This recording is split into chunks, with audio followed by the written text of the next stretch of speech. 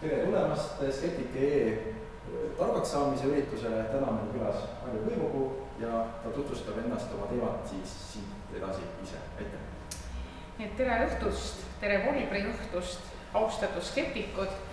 Mul on väga hea meel teie ees olla siin, sellepärast et publikut ma kunagi ei hinda selle järgi, kui palju on neid auditooriumis, vaid kui palju on neid, keda see, mis ma räägin, huvitab. Kui ma nüüd hakkaks pihta iseendast, siis viimased juba 14 aastat töötan Tallinna Ülikoolis EHIS maastiku- ja kultuurikeskuses. Meil on selline tore uurimisrühm, mis on osa suurest sihtfinantseeritavast teadusteemast, mille niisugune vihmavarju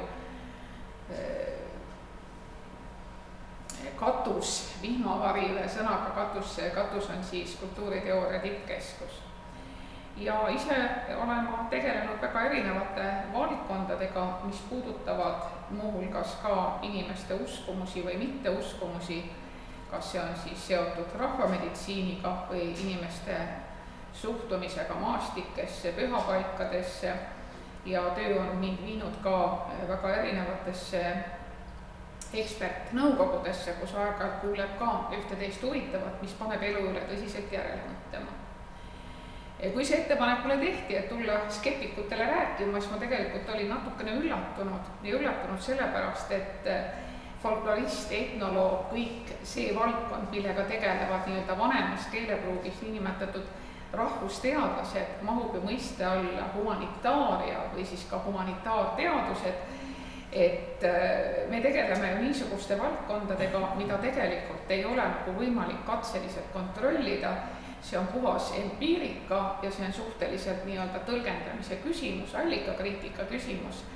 Ja aeg-ajalt, mitte aeg-ajalt, vaid ma julgen öelda, peaaegu kogu see teadlase tee on mind saatnud ka selle nurga alt, et mind on väga tihti samastatud selle materjaliga, mida ma uurin. Ma toon mõned näited. Tartu aegadest meil oli väga innukas korteri ühistu, sellel ajal meil ühistut ei olnud, aga oli selline, ma ei teagi, kuidas neid nimetatakse, selline maja nõukogu või mis iganes, see oli selline ülemineku aeg, kus hakati kortereid erastama ja siis oli seal üks selline hästi vanaproua, majas olid prussakad ja siis ta tuli minu juurde rõõmsalt väga innukalt ja ütles, et ühe sõnaga mõtlesime, et ma tellisin nüüd ära selle prussaka tõrje, just oi ei, me mitte mingil juhul ei tee seda praegu, me teeme seda kaduneljapäeval. Teie olete ju folklorist, teie peaksite seda teadma. Ja siis ma muidugi hakanud talle pidama teemal kõnet, et mul ei ole kahjuks võimalik võtta katsegruppi, et tõestada, et kui me prooviksime nüüd ühe sõnaga võtta näiteks kõrvalmaja teha mõnel teisel perioodil samal ajal samadel tingimustel, et kas kaduneljapäeval hävitatud prussakad hävinevad kiiremini, eestlane ütleb küll tõrjuma, eks ole, mitte tapma nagu inglise keeles, et kas need on efektiivsemalt tõrjutud kui mingisugusel muul ajal. Või näiteks kadunud Kaika-Lainega seonduvalt tuli kirja panna mõningaid mälestusi ja see toob meid juba lähemale rahvameditsiinile, et mida inimesed usuvad, et mul suguvõsas eakamatel daamidel, kelle hulka minagi kuulun, oli siiras usk kõigesse sellesse, mida naine ravimeetodid pakkusid ja juba Oskar Luts, apteeker ja minu suur lemmik on kirjutanud, et kõige kangem rohi, mida inimesed kaasa võtavad, kui nad tulevad apteeki või siis arsti juurde, on usk selle ravimivõimu sisse.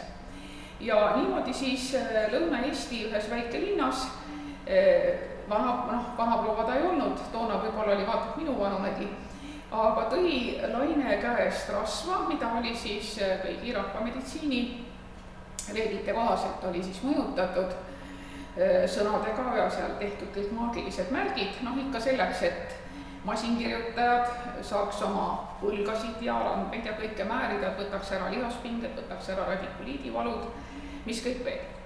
Aga majapidamises oli sellel ajal selline musta-valge kirju kõuts, kes oli kevadel käinud pulmas. See on väga niisugune rappiv tegevus ja niimoodi käis ta peaaegu juba kuu aega sedasi, et tagumine käpp oli jumalast roosa, sinna ei kasvanud peale karvu.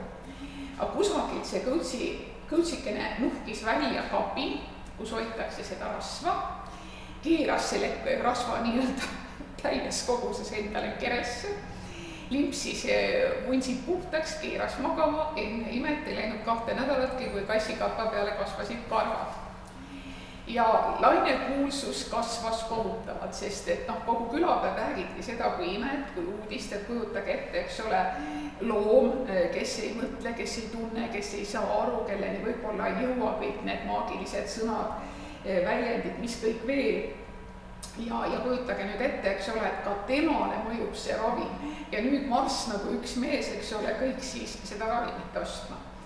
Ja niisuguseid näiteid, kus ma olen elus puutunud kokku just nimelt erialaselt ka sellega, et inimeste uskumused on väga tugevad ja nendega on üpris raske teaduslikult või teaduslikult üldse argumenteerida või väidelda, sest inimene tegelikult solvub, aga solvata ei tahaks ju kedagi, haiget teha ei tahaks kedagi, sest kuigi ise ma olen skeptik, ilmselt ka suren skeptikuna, ma siiski austan kõiki inimesi, kes usuvad ja näevad maailma ehk natuke teistmoodi kui mina.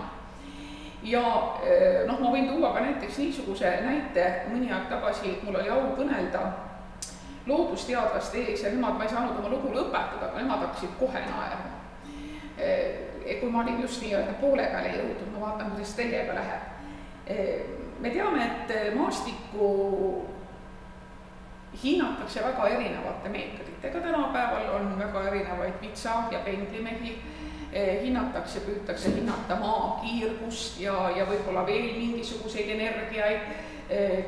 Kui ma eksi, siis täna hommiku televisioonist või oli see eile õhtul, ma kuulsin ka meie toiduainete kohta seda, et vaadake, üks teadja läks, eks ole, meepurgile lähemale, ta kohe tundis, kuidas tema keha täitis energiaga, kui talle näidati nii-öelda siis kusagilt Euroopast pärit meepurki, siis ta nagu üldse ei reageerinud selle peale.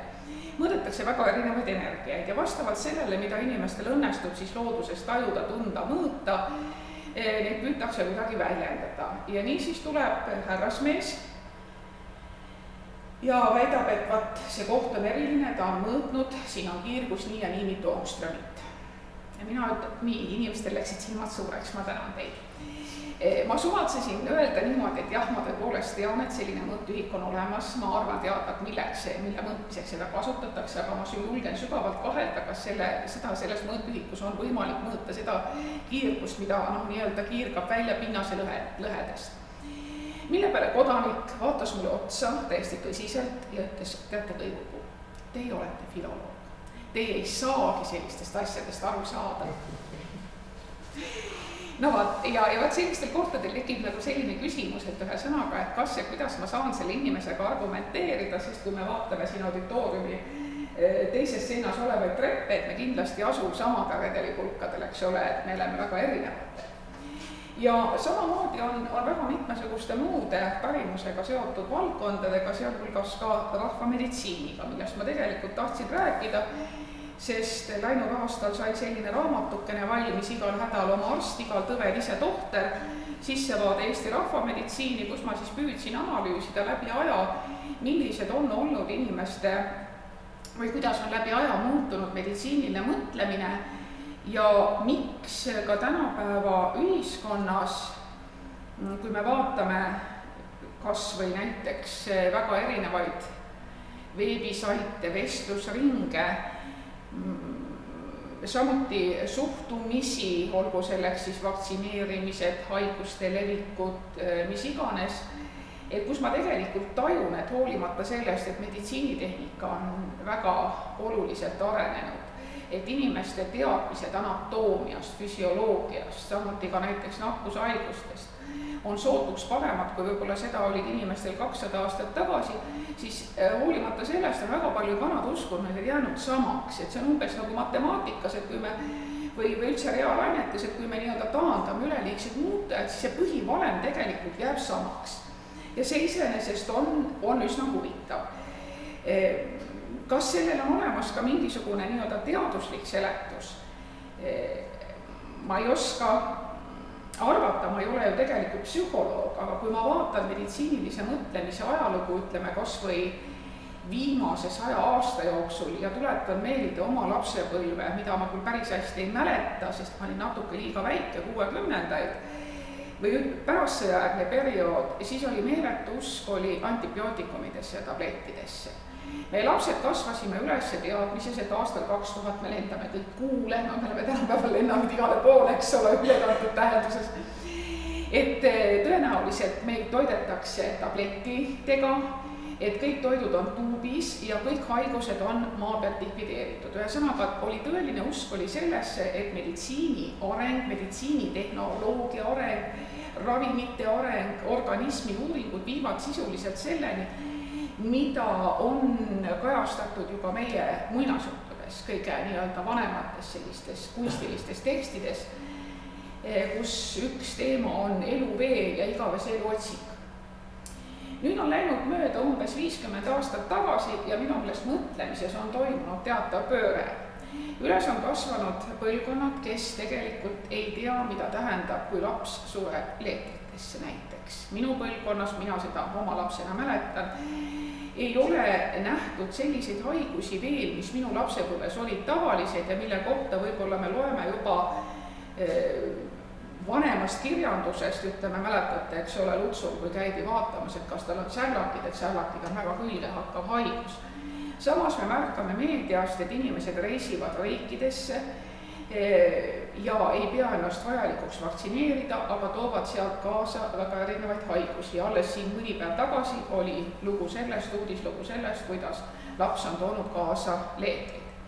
Siin saab tõmmata mingisuguse paralleeli näiteks 13.–14. sajandiga, kus arvatavalt uued haigused eestlastele või eestlasteni jõudsid koos ristisõdijatega, olgu selleks roosihaigus, mida algul vanemas meditsiinipärimuses arvati, et põhjustab kas ehmatamine või purisiin või nõidus või mis iganes, tegelikult on siis kas bakter või miski, mis meile siin haava poega tekitab põletiku.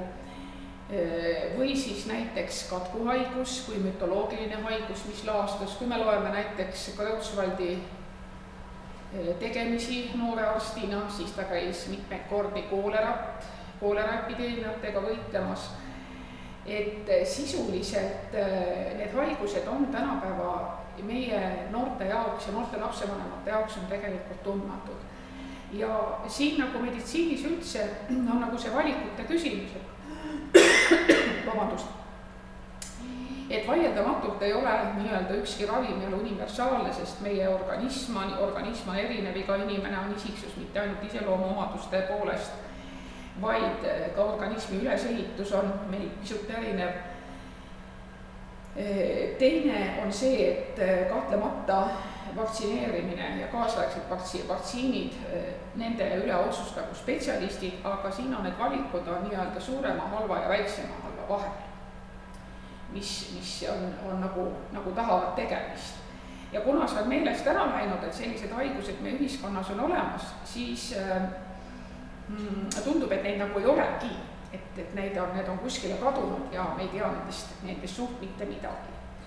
Nüüd teine teema, mis on veel huvitav, kui ma võrdlen näiteks katku ja AIDSi haiguse või HIV-i levikut, praeguseks me oleme taga juba harjunud, siis tulevad meelde mulle kohe sellised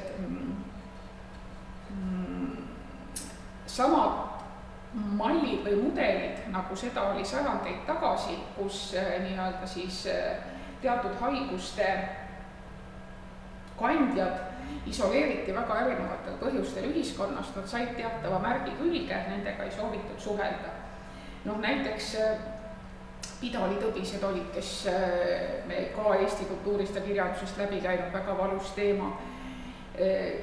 Samuti vaimuhaiged, ka lähiminevikus nõukogude ajal oli mul kunagi kirjutatud üks säärane artikkel, mis rääkis headest ja halbadest haigustest ühiskonnas, et miks inimesed osade haiguste puhul käituvad teistmoodi või suhtuvad inimestesse teistmoodi, kes neid haigusi põevad, aga mõningatel juhtudel leitakse, et see haigus on nii-öelda nagu õilistab inimest, et kui me vaatame ütleme siin lähemat minevikku, ütleme seal 19. sajandi lõppu, ka 20. sajandi algust, siis tuberkuloos näiteks oli väga õilis haigus, et kui me loeme, eks ole, kirjanike, kunstnike, nende elulugusid, jälgime siis, kuidas neid on kujutatud, siis tuberkuloosipõdejad kujutati poeetiliselt.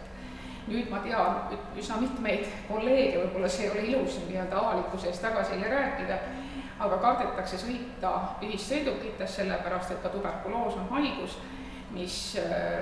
mille ravi on keerukas ja kui inimene ei tee seda ravikuuri korralikult läbi, siis ta võib rõõmsalt avalikus ruumis kõhida või toimetada, et nõukogude ajal oli see kohustuslik, siin pandi sinna dispanserisse, sealt saab lehku panna ei saanud, aga tänapäeval on meil nii-öelda isikuvabadus ja kedagi sunniviisiliselt ravida ei tohi saa, kui inimene ei taha ennast ravida lasta ja mitmeid teisi haigusi või miks näiteks ühe sõnaga me suhtume tõrjuvalt, kui kellelgi on parasiidid, sellepärast et mida see sümboliseerib, eks ole, sa oled must, sa oled lohakas, olen üle elanud lapsevanemana selle, kus laps tõi koju täid ja tõi koju täid sellepärast, et nad liikusid koolis juba üsna pikka aega ringi, aga keegi ei julgenud öelda, et mina nii-öelda esimesena avastasin, et selle asemel, et võtta oma laps jätta koju ja viisakalt anda märku, et olge kenad, kontrollige oma juuksed, et saame sellele asjale piiri panna, see asi läks natukene suuremaks, kui oleks ehk hädapärast olnud vaja.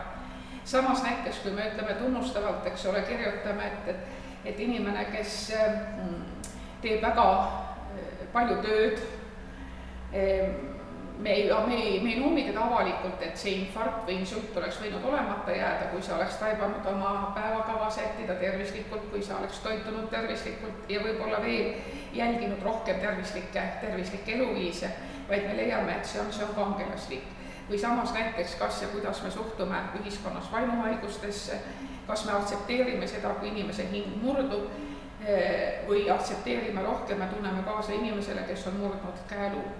Et ka meie ühiskonnas on see olemas ka tänapäeval, et me tegelikult siis jaotame nii-öelda inimesi, et vastavalt sellele, et missugused haigused tal on, et kas ta nii-öelda põeb head haigust jutumärkides või siis nii-öelda seda halba miinusmärgiga haigust ja vastavalt sellele püüame nendega suhelda, et see on samamoodi meiega kaasas käinud läbi aja.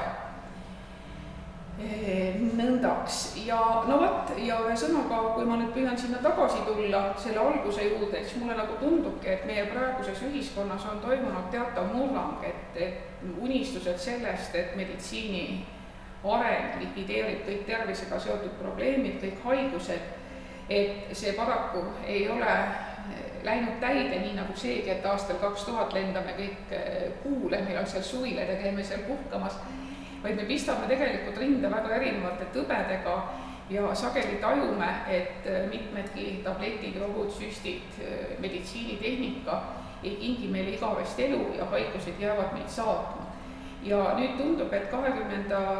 ja 21. sajandi vahetusel on toimunud pööre tagasi nii-öelda looduse juurde, tagasi võimalikult loodusliku eluviisi poole.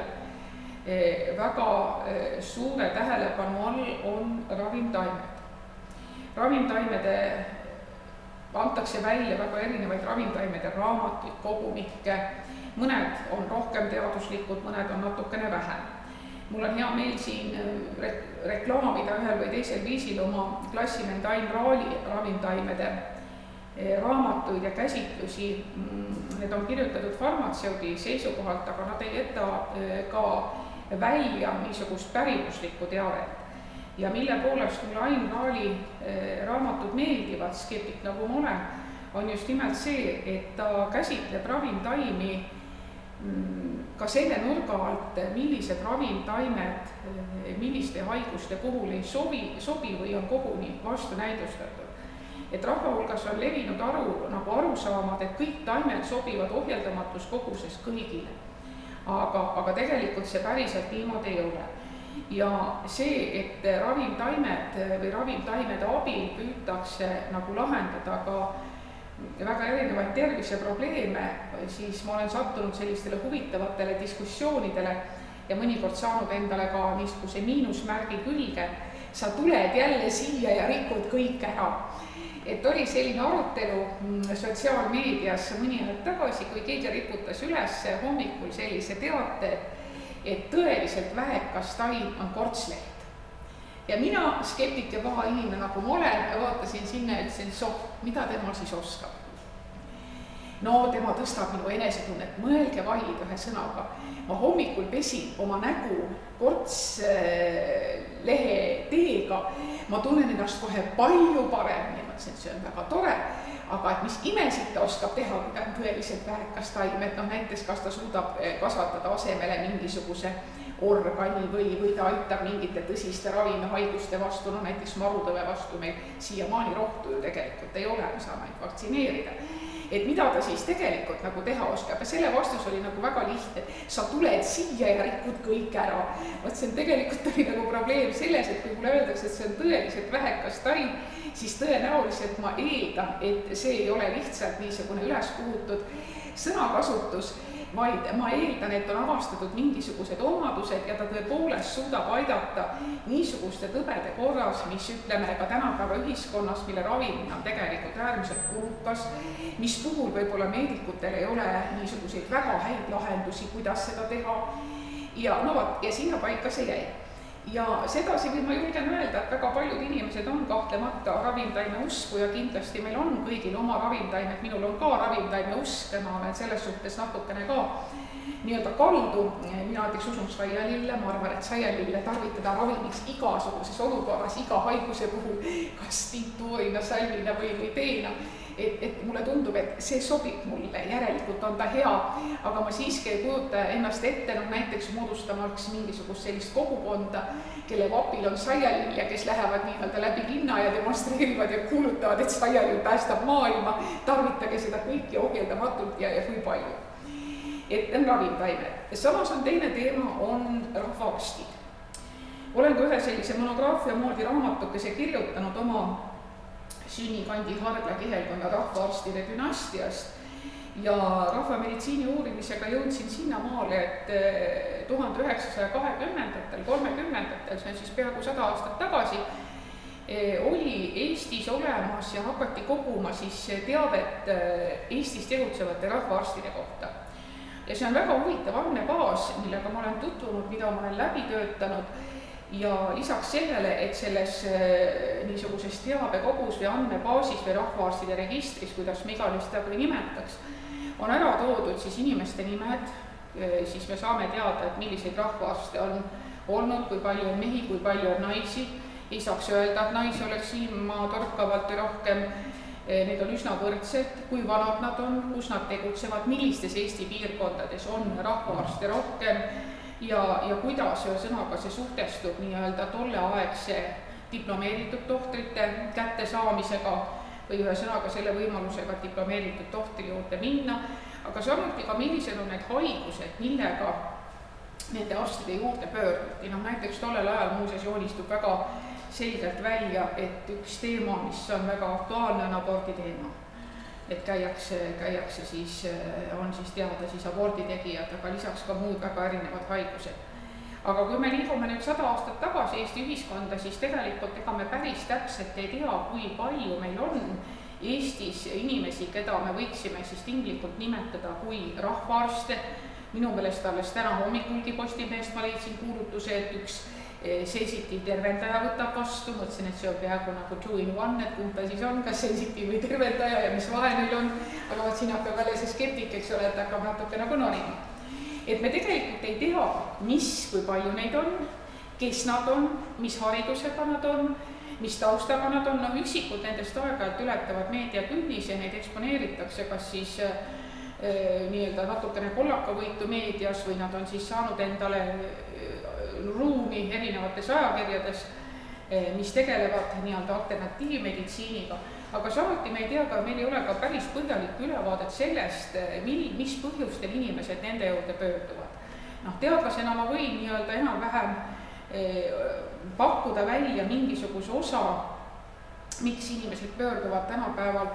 On väga palju on niisugused siis letaalsed haigused või letaalse lõpuga haigused, probleemsed, nüüd on erinevad vähid või kasvajad, mis puhul minnakse, püütakse siis leida abi, sest vähiravi on ka inimese organismil on ta väga kurnav ja kui ta õigel ajal ei ole avastatud, siis me teame, et paljudel puhkudel need prognoosid ei ole just mitte kõige parem.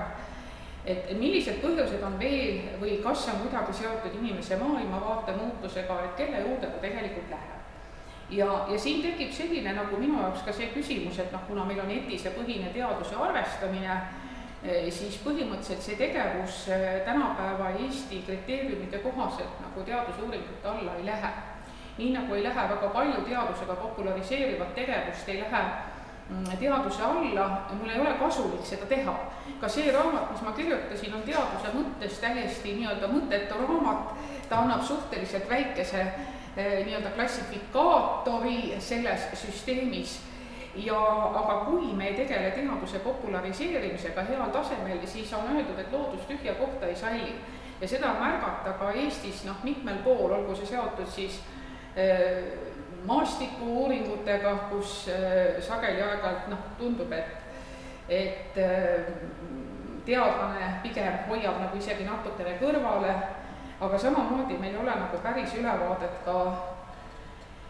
päriselt ülevaadet ka siis sellest, et mismoodi tegelikult, millised protsessid need nagu teaduslikult on, et ka see ülevaade, mis minul näiteks on, et ta natukene selles mõttes on ta võib-olla illustatud, et ma jälgin neid protsesse, aga tegelikult nagu päris niisugust analüüsi ei ole, mis on need põhjused, millised on need maailmavaatelised muutused, mis inimeses toimub, miks ta valib, ühesõnaga nii-öelda läheb siis nii-öelda alternatiivse meditsiini poole ja miks ta leiab, et ühesõnaga see filosoofia sobib talle rohkem. Sellel on olemas seletused, me kõik oleme emotsionaalsed inimesed, see on loomulik. Ka minule ei meeldi tohter, kes vaatab mulle niimoodi üle ukse. Mitmeks päevaks sa sinistehte tahad? Kuule, ma kirjutasin sulle need tabletid välja. Ma tahan inimesega rääkida, ma tahan jagada oma haiguskogemust, ma tahan, et ta kuulab mu ära.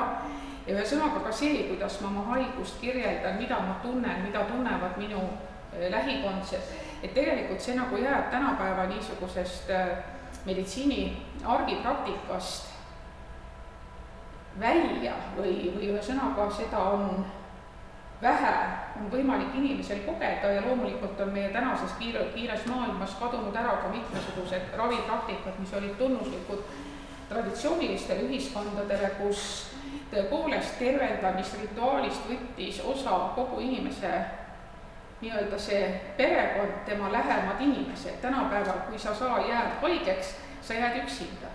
Tegelikult paljud inimesed ühesõnaga, et sul on mingi terviseprobleem, pigem hoian tast eemale, sellepärast, et sellega võivad kaasas käia mingisugused võib-olla mulle kohustused, minu aeg, võib-olla ka mingid rahalised kohustused ja küll kampaaniaid on teha lihtne, eks ole, me kogume ühe või teise haiguse raviks, kogume siin natukene annetame, toetame, eks ole, siin on aeg-ajalt tehakse kampaaniaid, aga kui ma personaalselt pean hakkama tegelema, võib-olla ma pean hakkama veel millega, kas ma seda kohustust tahan, kuidas ma ikka lähen, mis ma talle ütlen, mismoodi see on. Et inimene jääb oma haiguse ja oma probleemidega sageli ka üksi. Ja see on jälle niisugune probleem, mis tahaks ühiskonnas ka niisugust kas teaduslikku uurimist ja hoopis teistsugust lähenemist, kui võib-olla see on ainult selle probleemi kirjeldamine. Siin mõni aeg tagasi me teame, et omastehooldusega seotud probleemid olid ühiskonnas väga olulised, aga ka see on üks osa sellisest traditsionaalsest käitumisest, mis tänapäeva ühiskonnas on kadunud, mis on seotud ka sellega, et ühelt poolt enam põlved, vanemad nii-öelda 3 põlve ei ela koos ja samuti on ka see probleem, et kui on tegemist tõsise haigusega, siis kahtlemata omastehooldustöö kõrvalt teha põhitöö kõrvalt, et see on vaieldamatult problemaatiline. Et meil on olemas mingisugused teatavad lüngad ja rahvameditsiini uurijana ma tahaks, mind huvitaks just nimelt see, et kas ja kui palju väga erinevad tervendajad, kas need täidavad neid lünki, mis on ühiskonnas on nagu korraldamata või tegemata, või nad sõnaga kompenseerivad midagi või nad on tõepoolest siis alternatiivsed, see tähendab, pakuvad ühe või teise haiguse raviks niisuguseid tõhusaid lahendusi. Ma ei tea praegu, et 20. sajandi või 20. sajandi teisest poolest oleks nii-öelda koolitatud meedikud, diplomeeritud arstid pöördunud rahvaarstide poole nendega nii-öelda konsulteerimiseks. 19. 20. sajandi vahetuselt mul sellised teadmised on ja see on seotud siis marude ravimisega, kus mõned nii-öelda siis küla- või maaarstid said marutõve ravimisel arvestatavaid tulemusi ja siis Tartu Ülikooli meedikud uurisid, et millega nad ravivad, kuidas nad ravivad, millel põhineb see hea tulemus ja mismoodi. 1980ndate alguses, kui Leonid Brežnev, kadunukene, oli juba teadupoolest väga kõrges eas, siis tema oli see mees, kes pärast sõjajärgsel ajal Nõukogude perioodil andis kogu Nõukogude Liidus rahvaarstide tegevuse vabaks. Ja andis vabaks eelkõige sellepärast, et ta ise soovis siis leida igavese elu eliksiiri ja kõiki neid ravimeid, mis tema vanaduspõlve ühel või teisel viisil kergendaksid. No see oli ka see aeg, kus plahvatuslikult sõjajärgses ka Eestis siis huvi rahvaarstide vastu järsult tõusis. Minu arvates kõige kujukam näide on see film Kesk ja rõõmud, kus, eks ole, minnakse sinna meelt heitvalt ja see mahub tegelikult, see nii-öelda tervise häda mahub tegelikult tõepoolest just nimelt sellesse valdkonda, kus inimesel ei ole mingit niisugust haigust, mida saaks kindlaks teha, võttes temalt vereproovid või mingisugused muud näitajad, vaid see on nii-öelda see sisetunde küsimus, et kui ma ise töötasin meditsiinisüsteemis, tuli mulle ka üks proua, kes teadas, et ühesõnaga mul on halb, et tal on väga erinevad põhjused, miks ta tunneb ennast halvasti. Ta tegelikult otsib oma probleemide lahendust, aga need ei ole võib-olla seotud mitte niivõrd ühesõnaga siis mitmesuguste organismi niisuguste näitajatega, vaid need on emotsionaalsed probleemid. Ja platseebol kahtlemata rahvameditsiinis või tähendab meditsiini ajaloos on olnud väga suur roll, sest et julgeks öelda, et 2/3 meditsiini ajaloost baseerub puhtalt platseebol ja uskumisel, et tõepoolest see ravim aitab. No vaat, ja see nagu tekitabki minus sellist uurija huvi, et mis on see, et kuidas seletatakse, kust näiteks haigused pärit on. Et ma siin seinale näitasin ka, et kui haigused vanasti arvati, et tuulest on pärit, siis tänapäeval usutakse ka seda. Ka minul on olnud kolleeg, kes karjatab õudusest, pane aken kinni, kas sa tahad, et ma jääks haigeks. Et loomulikult tähendab, tuuletõmbus võib mingisugusel juhul mõjuda, aga tegelikult tuul iseenesest haigust kaasas ei kanna. No loomulikult veest võib saada haigusi, me teame seda, aga tänapäeval me peame vaatama, mida me joome, kus me suplemas käime, eks ole. Samamoodi on võimalik ka saada maast haigusi, et kui me näiteks istume tõepoolest maha, kui maapind on veel külm, siis eriti naisterahvastel ei tohi seda mitte soovitada. Kahtlemata on võimalik saada tänapäeval ka surnutelt usutavasti haigusi, eriti kui need on tegemist siis inimese psüühiliste üleelamistega, inimesed, kes puutuvad surnuga kokku, mida tõsiselt kardab ja kahtlemata see mõjub. Nõidus ja kurja silmaga ma ei oska midagi öelda, tähendab ka minule on öeldud, et mul on kuri silm, et nagu üks informant, nagu folkloristid ütlevad, või siis selline tore vanahärra, kellega me juttu rääkisime, no sul on sääne silmavaade, et kui sa vette kaed, siis kala poole see. Nii et ma ei tea seda, et kas see kuri silm on. Aga see on jälle see, mis samuti sobib tänapäeva ühiskonda päris hästi, sellepärast, et väga paljudel puhkudel inimesed või ütlevad, või me räägime sellest, et kellegagi koos olemine on mõnikord väsitav, eks ole, me taha võib-olla mõne kolleegiga ühte ruumi jagada ja tegelikult me ei suuda seda mingite niisuguste seadmete või aparaatidega seletada, miks ma näen mõnda inimest ja ma tunnen, kuidas minus ärkab Usain Bolt, ma tahan joosta kiiresti ja kaugele. Ma tunnen, et ühesõnaga, et pärast temaga suhtlemist ma tõepoolest olen emotsionaalselt läbi, ma vajan turgutust võib-olla sedasama ports vette, millesse ma hetk tagasi suhtsin ülimalt irooniliselt. Et sisuliselt ka need haigused ühesõnaga kas siis otseses või ülekantud tähe, siis me saame seda öelda, et ega tänapäeval kuskile nii-öelda väga kadunud ei ole. Et see tekstirida on mul küll natukene teise konteksti ette valmistatud, aga ta peaks sobima ka täna siia, et tõepoolest, et ka näiteks tugev emotsionaalne stress võib põhjustada inimestel psüühikahäireid, usutavasti siis ka esiajalooline inimene seda koges. Ja selleks raviks on olnud siis rituaalsed tantsud, muusika, sõnamaagia, tänapäeval me räägime muusikateraapiast, me räägime, eks ole, loomade teraapiast, aga samuti on siis kasutatud ka maskeerimist ja noh, näiteks sellised maskeerimisega seotud rituaalid on üks vaimuhaigusest tervenemise üks vanemaid viise teadaolevalt, noh samuti ka luupainajate ja muude selliste öösel vaevavate olemuste käest on võimalik siis pääseda usutavasti, kui näiteks vahetada ööriietust selles mõttes, et ühesõnaga, et naisterahvas paneb meesterahva riided ja vastupidi, et siis see, kes tuleb vaevama, ei tunne sind ära, ajab sind kellegagi segamini. Nii, no ja vaieldamatult üks selline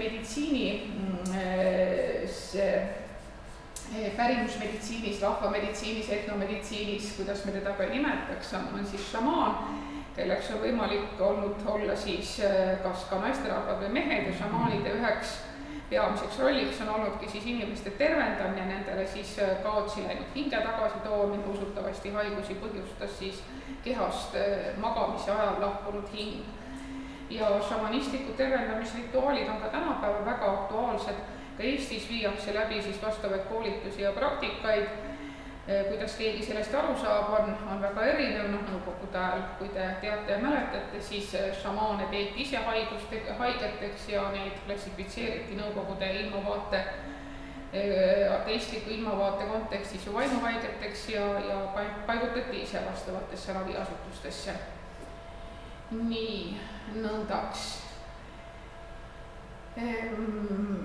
No kui nüüd vaadata neid vanemaid niisuguseid haigusseletusi, siis tõepoolest ka eestlaste vanem rahvatraditsioon tunneb mitmeid haigusi, mis on siis väidetavalt saadetud surnud hõimlaste poolt ja see on seotud paljuski ka selle uskumusega, et surnud viimased soovid tuleb täita, et samuti usutakse ka seda, et näiteks kehast või laigast irduv hing võib siis ka elavasse inimesse pugeda ja see omakorda põhjustab haigestumisi.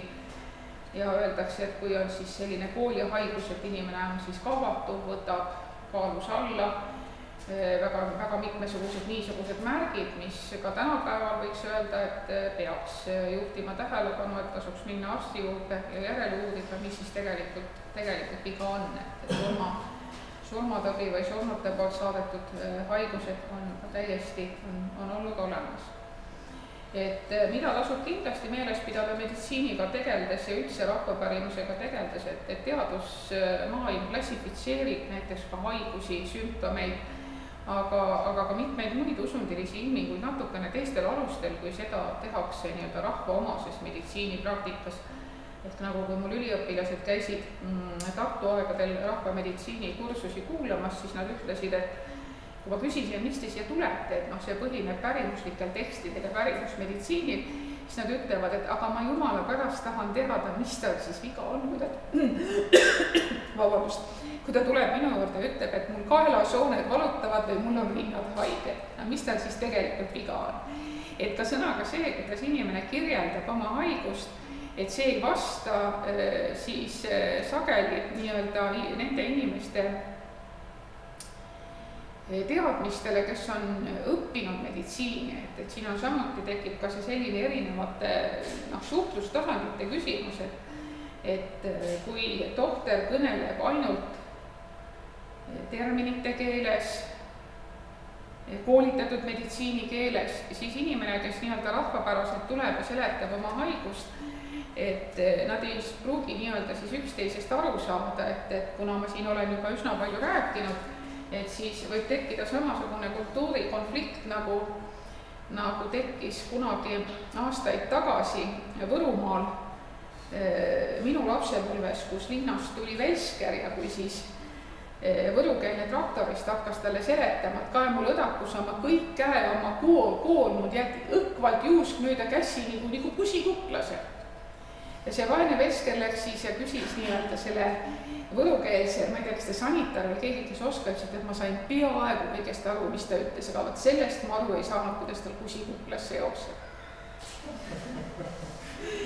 Et kas ja kuidas ühe sõnaga me sõnastame oma tervisega seotud probleeme, kas alati need probleemid, mis põhjustavad meile vaevusi, on siis nii-öelda akadeemilise meditsiini mõttes klassifitseeritavad haiguseks või need on siis midagi niisugust, mida me saame iseloomustada sõnadega halb enesetunne, võib-olla mingid muud põhjused, isiklikud üleelamised, mis meile seda põhjustavad ja samuti on ka see, et kas ja kes peaks nendega tegelema ja võib öelda, et külas tegeles tõesti kogu selle komplektiga tegeles see rahvatohter, rahvaarst, kes oli ka väga hea rahvapsühholoog ja tajus ära ka selle minu arvates, et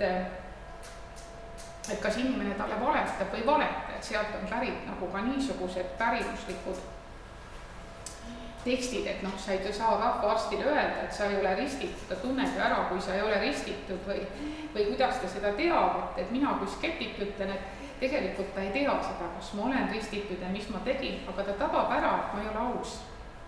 Ta tabab ära, et ühesõnaga midagi minu käitumises, vestluses reedab ja siit tekib, eks ole, seesama fenomen, et kui ma ei usu sellesse, mida mina sulle räägin või kuidas ma soovitan sul oma tervise eest hoolitseda või kuidas ma soovitan sul edasi tegutseda, et sa tunneksid ennast tervena, siis ei ole sul tegelikult mõtet minu juurde tulla. Nii et ühesõnaga on ta siis akadeemiline meditsiin või rahvameditsiin, seal vist skeptik väga olla ei saa, et sa pead kõigest hoolimata nii-öelda töötama koos tohtriga, on ta siis rahvaarst või diplomeeritud tohter, sest juba vanast ajast on hea väide, on olemas see ütlus, et meie oleme siin ruumis kolmekesi. Sina, mina ja haigus. Kui sa tuled minu poole üle, siis ma saan sind aidata. Kui sa jääd haiguse poolele, siis ma kahjuks sind aidata ei saa. Ja nii nagu kirjutas Papa Kreutzwald ja kirjutasid mitmed teised 19. sajandi lõpu ja 20. sajandi alguse haritlased, ma nüüd mälu järgi tsiteerin, et kui rahvaarstidest on teada, et ta tõepoolest seda tõbe on paljude juures ära parandanud, siis tohib ja on mõtet tema juurde minna. Aga kui ta seda teinud ei ole, tasub kahelda. Aga muuseas sama kehtib ka koolitatud tohtrite kohta. Miks me tahame aeg-ajalt minna just nimelt selle või teise tohtri, sest me oleme kuulnud, et ta on selles valdkonna väga hea spetsialist. Ja kui ta seda ei ole, siis ärme sinna lähe või ärme neid ravipraktikaid või ärme siis tema poole pöördu. Ja kui veel rääkida rahvameditsiinist ehk kriitiliselt, siis kindlasti tasub vaadata ka seda, et kas ja kui palju on rahvameditsiinis settinud ka niisuguseid nii-öelda akadeemilise meditsiini praktikaid, mis tänaseks enam ei ole arukad. Ja tõenäoliselt, kes nüüd satub lugema 19. 20. sajandi lõppu selliseid käsiraamatuid, siis seal näiteks on kirjas, et kui hästi kammustav on ära ütlemata mõistlik juua viina. Tänapäeval ilmselt ükski arukas inimene seda ei tee. Alles kui mina õppisin meditsiini, siis näiteks ülistati škutti. Tänapäeval škuti panemisse suhtutakse ettevaatlikult ja seda tuleb teha äärmisel juhul. Või näiteks tõenäoliselt me ei kaeva inimest mulla sisse, kui teda on hästi kammustanud. Ma küll tegin töö juures korra nalja, kui siin paar aastat tagasi probleemi, et rästikute vastu mürke ei olnud. Et mis siis ikka teha, et nüüd tuleb labidad välja võtta, mille peale kolleegid karjatasid, et kui sul on jõhkrad näljad, sa ainult räägid matkustest.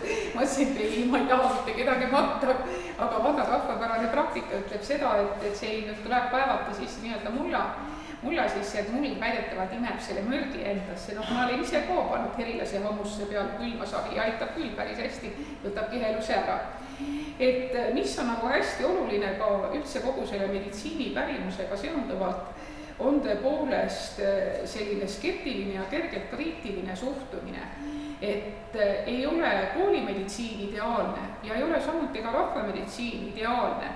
Et tasub hästi hoolega alati järele kaaluda, võtta ette need plussid ja miinused, mis ühel või teisel puhul on mõistlik.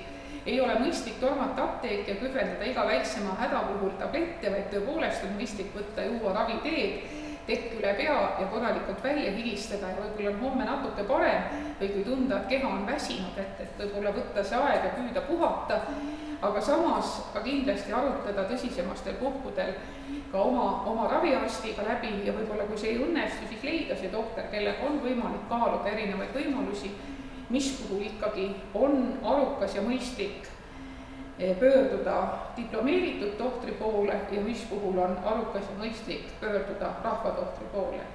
Ja mida ma ka meditsiini pärimusest tehan, on ka see, et mitmedki rahvatohtrid on ka kadunud Kaika Laine tegi õpetatud tohtritega koostööd ja ikka kõik selle nimel, et haigus jääks teisele poole ja haige inimene oleks ühel pool. No vaat, see oli selline pikk sissevaatus rahvameditsiini küsimusse, nii et mina jälle omakorda ootan nüüd teie küsimusi, vastuväiteid, proteste, et tegelikult on asjad ka teisiti, aga ma jään selle juurde, et hästi oluline on ka see, et inimene usuks nendesse raviviisidesse ja suhtuks kriitiliselt nendesse retseptidesse, mis lubavad kohe kiiresti paranemist tingimusel, et inimene ise ei pea midagi tegema, et sellised viisid on küll väga mugavad meile, et olen lihtsalt siinsamas niimoodi ja mulle loetakse nii õiged ravisõnad peale, aga need ei pruugi alati aidata, sest head rahvaarstid on olnud ka inimese nii-öelda siis eluviiside ja toitumiste ja muude sääraste asjade suhtes üsna kriitilised teinekord ja kadunud Gunnar Aarma või ka Vigalase asju oma noores põlves võis teinekord abiotsijale öelda üsna teravalt, sellepärast et paljudki tõved olid inimesel nii-öelda ise tehtud, nii-öelda eluviisi haigused, nagu me tänapäeval ütleme ja nendest ei saa keegi teine ega kolmas aidata, vaid tuleb ka ise natuke nendega vaeva näha. Olete te ise mõne ravisi juurde? Oi, hästi paljude. Tõesti? Ja väga erinevatel aegadel ja väga erikeelsete juurde. Mis juurde?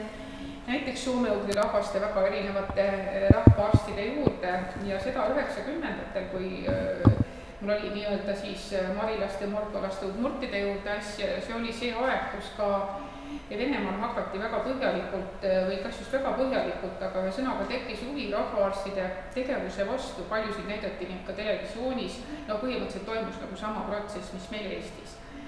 Ja nende ravipraktikad olid iseenesest väga huvitavad, sellepärast et väga paljud neist olid ka kirjaoskamatud ja nende teadmised olid tõepoolest antud edasi pärimuslikul teel, sest tänapäeval me saame ju mitmesugust meditsiinialast populaarteaduslikku kirjandust, alates umbluuste lõpetades selle teise asjaliku kirjandusega, mille on eri maailma nurkadest on võimalik kätte saada.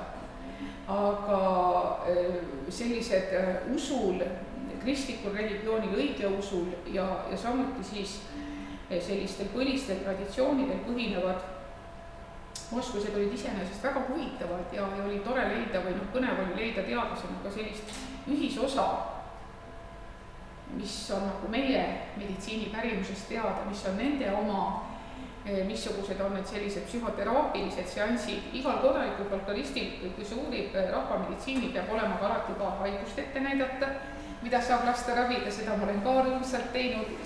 Ja nii, et see käib ühe asja juurde ikka, teisiti ei saa lihtsalt.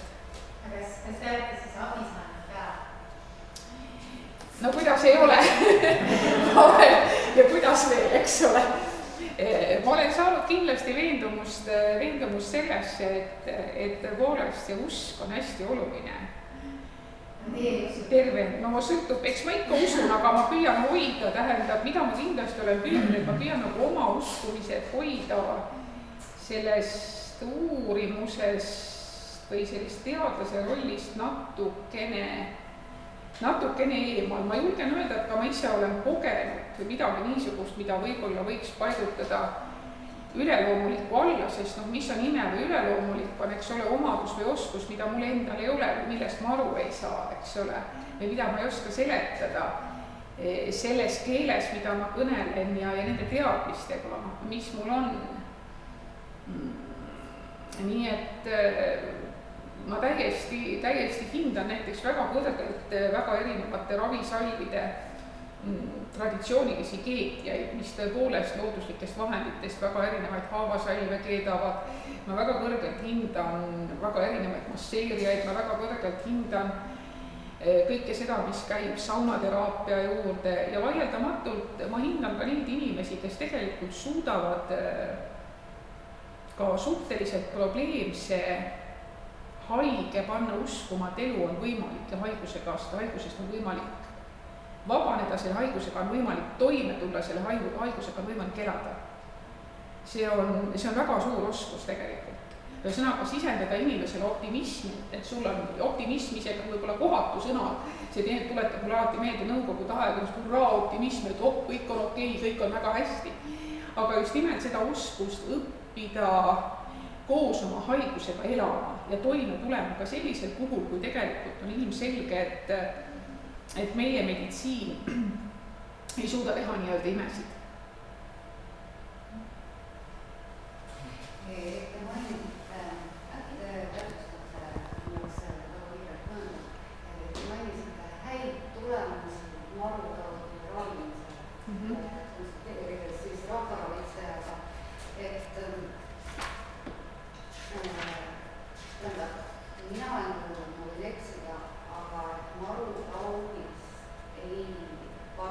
Just nimelt. Mis tähendab selle häid tulemusi? Ma otsin ka selle peatüki koha siin välja. Kõigepealt ma ütlesin ka seda, et väga paljudel puhkudel tõepoolest seda konsulteeriti, aga üks probleem on veel, et tõepoolest see on ravimatu haigus ja selle vastu aitab vaktsineerimine ja seda on võimalik leevendada. Samas just nimelt ühesõnaga selle haiguse kulgu tähendab, kasutatakse siis neid haige kannatusi leevendavad, kui midagi enam teha ei ole võimalik, no need on opiaadid ja mitte muud. Ja esimene siis, ma võin öelda ka, et esimene inimene, kes marutõppes suri, oli aasta 1713, see oli Kullamaal, viimane teadaolevalt 1986 Järvamaal, jah, eks ole, ja see on selline tõbi. Aga nüüd on sedasi, et mida võib arvata, on see, et tõenäoliselt need haigused, mida ka marutõveks rahvapäraselt diagnoositi, ei pruukinud tegelikult klassikalises mõttes marutõbi olla. Küll aga on siis olnud tõepoolest Tori kandis siin Ratta, Jaan Tohv ja mitmed teised, kes on proovinud keeta marutõve vastast rohtu ja keetnud seda siis nii-öelda hulludest koertest või ühesõnaga loomalihast, nende loomade lihast, kes on arvatud, et nad on nakatunud marutõppe, mis põhimõtteliselt ju vastab, eks ole, meditsiiniloogikale, eks ole, ja täiesti nii-öelda meditsiinilises, akadeemilise meditsiinilise mõtlemises on okei. Ja neid uuriti, tähendab, ühesõnaga, kuidas nad keedavad, nad on kasutanud siis niinimetatud musta ussi rasva, et need on siis ju teatud, eks ole, mõned rästikud on niisugused, nad täna sellel kevadel on ka näidatud, et nad ei ole mitte tüüpilised siksakilised, et eriti sellist väärikad isendid. Siis nad on püüdnud siis marutõppe nakatunud koeri ja on püüdnud nendest keeta segusid. Ja tõepoolest nende ravimisviise on uuritud ja siin on mul isegi tekstiviited, kui huvitavad, et see on nagu huvitav peatükk meditsiini ajaloost põhimõtteliselt iseenesest, et ta pälvib just nimelt seda tähelepanu, et siin on nagu tulnud nagu selline ka, ma julgeks öelda, et väga terve mõistus, eks ole, mis ju pani omal ajal, eks ole, aluse vaktsineerimisele vakka ja lehmalõuged, nagu me kõik suurepäraselt teame, et on proovitud nagu nii-öelda sarnase loogikale ja midagi ette võtta ja väidetavalt siis mõned sellised pärimuslikud testid kinnitavad, et just veterinaarias, rahvaveterinaarias on see olnud tõhus. Samuti on proovitud marutõve puhul lasta aadrit ja seda siis mitte klassikalisel moel, eks ole, käsivartest, vaid keelealustest veresoontest. Inimestel. Et need samad maruarstid on siis väidetavalt tundnud ära, kui ühesõnaga jälginud inimest ja nende puhul on siis toiminud umbes niisugune reegel, et kui nad saavad nii-öelda kohe jaole ja saavad selle paha vere välja lasta ja teatud nii-öelda siis aja, nagu inimest hoiavad karantiinis, et kui talle haigus nähta ilmne, et siis tõenäoliselt on jagu saadud. Võimalik näiteks, et see kokkupuude marutõbise loomaga on olnud hästi kerge, ühesõnaga aga nakatumine on siiski võimalik, et see on hästi tõsine, sellepärast, et mul on siin olnud ka ühe tuttavaga lähikonnas on olnud, kus tal see kahtlus oli, kus terve pere sai süstida, see ei ole üldsegi mitte lõbus asi, teps, mitte. Millised esimesed sümptomid on? Vahvele, süsti, vahvele? Ei ole ta päriselt. ta on hästi pika venteajaga, ta on just nimelt sellepärast, et ta on nagu samas on, eks ole, ja see on ka kogub enda hulga hästi palju sellist pärimuslikku kihti, et ta on umbes nagu leepragagi, eks ole, mis on samamoodi, on ju väga-väga pikk peiteaeg ja ta võib välja lüüa ja seda on ka hästi palju kirjanduses peegeldatud. See sarnane, ta võib sarnane tühjuma just. No sealt ka väljend, eks ole, hull ja samas, eks ole, vaht suust ja koos, see vaeti retsega. Just nimelt. Seda roviti vara. Just. Logit, seda päris täpselt, seda ei tea. Kas olla epidetiline selline ravi? Just, absoluutselt olen nõus sellepärast, et kui ma vaatan erinevaid neid nii-öelda rahvapäraseid diagnoose, siis ma julgen ikkagi öelda, et üsna raske on leida nendele suhteliselt täpset meditsiinilist diagnoosi, et tal on niivõrd palju erinevaid tunnuseid, et ta võib, selle teksti järgi sa võid liigitada tassi ühte või teist või kolmandat haigust põdevaks, sest mingisugune dominant tunnus on ja seda siis nii-öelda pärimustekst võimendab ja muidugi kardetavad on ju ka sellised tõved, kus nii-öelda inimese see väline käitumine on kas siis peletav või hirmuäratav, lihtsalt ta käitub silmapaistvalt nii-öelda teistmoodi. Kas pärimuses on ka selliseid teateid, et mõni inimene külas on eriti nagu skeptiline nende rahvaravitsejate ja selliste nähtuste suhtes? Jaa, siin on näiteks, kui ma kirjutasin seda või kogusin suride pärimust, seal rahvaarstide dünastia taitsid Lõuna-Eestis, siis oli just eriti see 50-ndad, kui kogu seda rahvapärast ravitsemist ju karistati, eks ole, et inimesi pandi kinni, sest see oli nõukogude inimese petmine. Samuti ühe sõnaga, kuidas nad selle sõnastasid täpselt, mul ei tule nüüd meelde,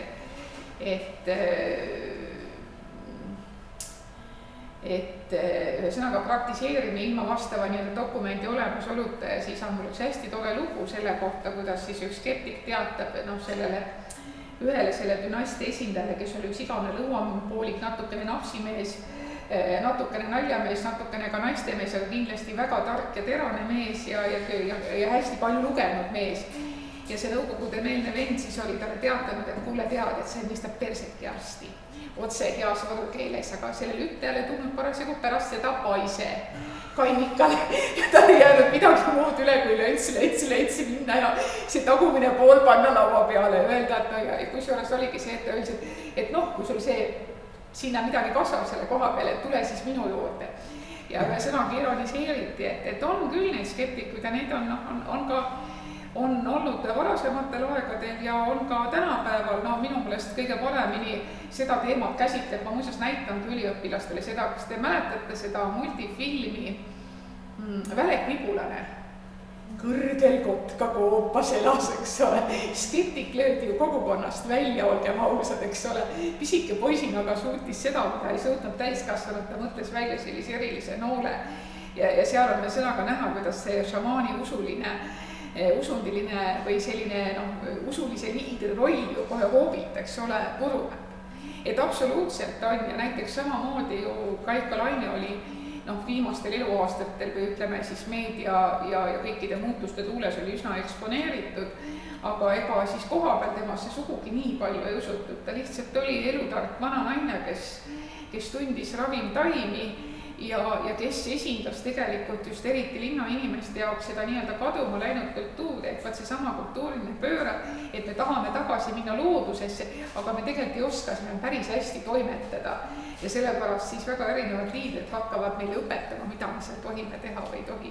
Et ikka on skeptikuid.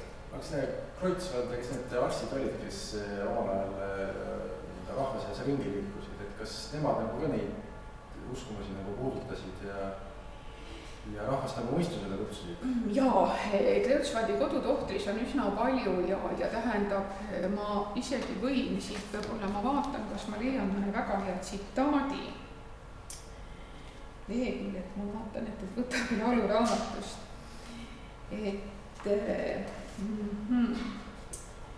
olevikus 1902 kirjutati, see oli küll juba diplomeeritud tohter, kirjutati siis järgmist, et niikaua kui rahvaarstid midagi otse kahjulist ja kardetavat ette ei võta, ei võiks ka õpetatud arstidel nende tegemiste vastu midagi olla, sest õpetatud arst ei ole maal mitte käepärast, nii kuhu me tänaseks välja jõudnud oleme, eks ole. Soovitav aga oleks, et haiged ainult niisuguse hädaga rahvaarsti juurde läheks, millest nad teavad, et ta tõesti teda mitme juures on ära parandanud. Aasta on 1902, palun öelge, kas on midagi kvalitatiivselt muutunud, kui me võtame maha, võtame üleliigsed muutujad ära. Või näiteks ma vaatan, kas ma Kreutzwaldi tsitaate ka leian, sest põhimõtteliselt Kreutzwald on nagu sama meelt. Aga mulle näiteks meeldib üks tore lugu ka seoses selle meditsiinilise mõtte muutumisega, see on Jaan Lintropi novelli Hambapulber, mis minu mahitusel mu õpilased koostasid eesti kirjanduse lugemiku 6. klassile, läks sinna sisse, ma tsiteerin. Ühesõnaga põhimõte on see, et ühesõnaga metsakülla saabuvad folkloristid ja folkloristi tudengid, siis me noored mehed jätavad kaevu kaanele topsi valge pulbriga. Ei mina ilma prillita kirja seleta, tõrjus vana vallavanem, siin ei näita muud, kui peame teid kinni siduma ja vallamajasse viima. Kinni siduma, mis me siis kurja oleme teinud? No teie olete Tonditalu kaevu mingit pulbert puistanud, teie olete koolerakülvajad selle karbi sees. See on hambapulber. Mis hambapulber? Hammaste puhastamiseks. Aga kus te oma hambad mustaks tegite? Me sõime õhtul külma tangu kutru. Me puhastame oma hambaid iga kord pärast sööki. Toidujätised jäävad hammaste vahele, lähevad mädanema ja hakkavad haisema. Aga kui hambad puhtad hoida, seisavad nad terved. Seda juttu rääkige lastele, me ei ole nii rumalad, et seda uskuda. Ühesõnaga kogu teema on siis selles jälle seesama kultuurikonflikt ja uued hügieeniharjumused ja põhimõtteliselt on see, et traditsionaalne kogukond siis hakkab kahtustama, et nad peavad lõpuks selle hambapulbri ära sööma. Ja siis lapsed said nii-öelda kirja nii. No mis meil siin veel on, nii et selles mõttes ka jälle skeptikud, eks ole, sõltub sellest, kummalt poolt vaadata, et kes olid. Ja samamoodi on siis näiteks Kreutzwaldi. Et põhimõtteliselt Kreutzwald on ka üpris skeptiline ja on ka seda meelt, tähendab oma kodutohtoris, nagu ma seal tsiteerisin, et ühe sõnaga, et ikkagi kontrollitagu ja oldagu nii-öelda siis kriitiline kõige selle suhtes, mida siis nagu rahvaarstid pakuvad, et sisuliselt see probleem on nagu Eesti ühiskonnas olnud jätkuvalt lainetega teemaks, et kes mida teeb, mis kvaliteet sellel tegemisel on ja millisel puhul on mõtet nagu tohtrit kutsuda ja näiteks 20. 30. see arstiabi kättesaadavus on hästi, jookseb läbi Eesti kirjanduse, et näiteks, et arsti juurde ei minna ja surm on siis see, mis nagu et on kahte liiki haigusi, surmahaigused ja teised haigused. Surmahaigused, need on otsekohe Jumala käsutada. Kui see on Jumala tahe, et pead surema, siis sured, võtta rohtu palju tahad. Mina usun, et see peaks selge olema igale täieliga inimesele. Jälle tsitaadid, eks ole, kirjandusklassikast ei ole ise välja mõelnud. Et see on nagu teema. Ja ma vaatan, mis meil siin veel on. Näiteks Päär kirjutab, eks ole, et eestlane ei jõua arsti juurde. Samuti pannakse pahaks, Päär paneb pahaks näiteks, et mõisa emandad, et siis naised mõisates, kas on mõisaprouade abikaasad või siis vallalised peretütred, arstivad talupoegi ja pakuvad neile rohtusid. Et see ei ole päris mõistlik. Nüüd Kreutzwald, eks ole, ja hoiatab selle eest, mis on jälle väga aktuaalne, aasta on 1879. Ühte tuleb veel iseäralikult lugejatele meelde tuletada, et nemad ennast selle eest peavad hoidma. Apteegirohtusid omast peas sisse anda, sest kõige tulusamad rohud oskamata inimese käes suurt kahju võivad teha. Väga aktuaalne, kas on midagi muutunud? Minu arvates oleks kõige targem kodus arstimine, kui inimesed ükskord oma mõistust õpiksid tarvitama, et haigused segaseks läinud ihutoimetusest sünnivad ja sellepärast palju kergem on ennast haiguse eest hoida, kui vigadest parandada, kirjutab Kreutzwald. et samamoodi näiteks Kreutzwald on seda meelt, et ühesõnaga, et inimeste kätte ei peaks saama populaarteaduslikke meditsiini käsiraamatuid, et nad hakkavad pidama igasuguseid dieete, tarvitama igasuguseid rohtusi, ehk siis, et kui rahvale mõni arstlik käsiraamat kätte anda, siis külvaks see rohkesti kurja, ei tooks aga peaaegu mingisugust kasu. See on ka väga õige, et eraldi fond. No just nimelt. Ja muidugi ta rõhutab hügieenile, et ainukesed tõvede eest varjajad on koristatud elamine ja puhtus. Et rõhutab Kreutzwald just näiteks. Ja nõndamoodi need asjad on, et tegelikult kui ma niimoodi vaatan, et ega siis tõesti tuleb korgusega või rõõmuga tõdeda, et ega nii-öelda fundamentaalselt ei ole midagi muutunud, ega on muutunud küll vahendid, ravimid, süst on läinud teravamaks, aparaadid on läinud täpsemaks, aga see mõte on nagu oma põhiolemuses paljuski jäänud samaks. Et Kreutzwald paneb pahaks näiteks ise ravimist ja oskamatust peast, eks ole, siin on hästi palju neid lugusid, kus talu peale kirjutatakse välja need tilgad ja siis ta võtab selle pudeli, joob ära ja vaatab rõõmsat ringi, kas veel kusagilt saab, et ega sellest pisikesest pudelist ei saa mulle mitte midagi. Ja samamoodi, eks ole, mis on rahvameditsiini praktikas on see, eks ma ise olen oma eakamate sugulastega hädas, et kuule, talle kirjutati seda lohtu, ei tea, kas ma ka seda kusagilt saaks ja kui hakkad püüad nagu siis seletada, et ühesõnaga, et võib-olla see ei ole mõistlik, et ma ei tea, mis puhul seda kirjutati ja mis kõrvaltoimeta on ja võib-olla ta ikkagi ei aita, siis oled veel paha inimene pealegi, eks ole, et sa ei taha inimest aidata tema ihu ja hinge hädades. Et see on keeruline, see on väga keeruline valdkond ja see on väga tundlik ja siin on võimalik inimestele ka, ei taha haiget teha, aga ta on niisugune aeg-ajalt piiri peal balansseerimine.